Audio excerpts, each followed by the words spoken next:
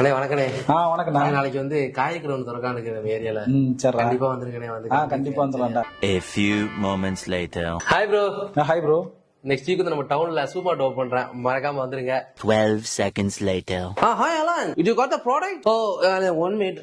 நாளைக்கு important business சாப்பிடுறேன், மறக்காம வந்துரு. Wait. Alan, gets calling. 1 minute. வந்துறா. Yes. ப்ரோ எப்படி ப்ரோ?